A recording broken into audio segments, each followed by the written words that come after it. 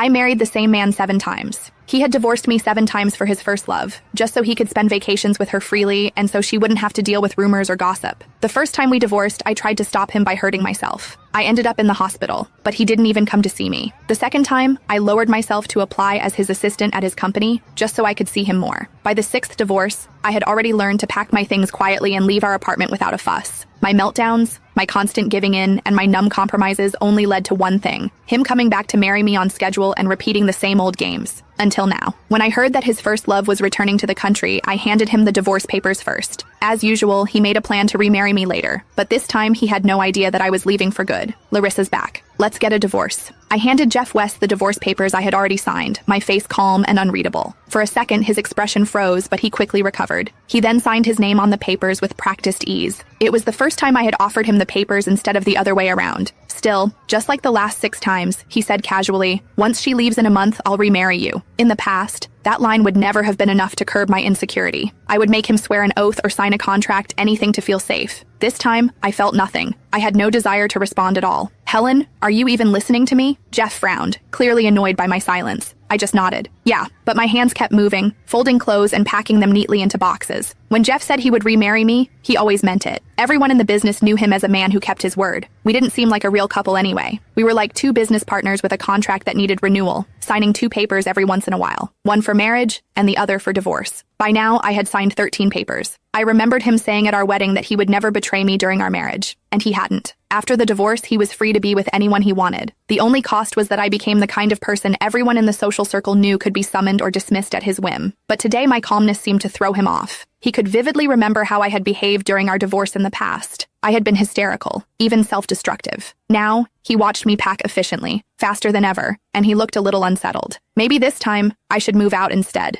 I slammed the large suitcase shut with a thunk, cutting him off. I already told my friend I'd stay at her place for a few days. Jeff seemed to have thought of something, and his face darkened even further. "You're not planning to sneak into my office again, are you? Pretending to be an assistant just to spy on me? Can't you do anything for yourself? Are you so lost without a man?" I understood what he was doing immediately. He just didn't want me showing up at his office, disturbing him and Larissa Osborne. After all, she was only back for a short visit. Jeff would always hire her to be his chief assistant, staying close to him at all times. After our second divorce, I had applied and got hired as Jeff's assistant. I carried his favorite caramel latte, heart racing with hope as I pushed open the door to his office. Instead, I found him leaning back in his chair while kissing Larissa, who was sitting on his lap. I lost it. I lunged at Larissa, fists swinging, and Jeff slapped me to the floor. People had gathered outside the office, peeking in. Everyone assumed I was still the CEO's wife, so their eyes were full of judgment as they looked at Larissa. To spare her from gossip, Jeff ignored my tears,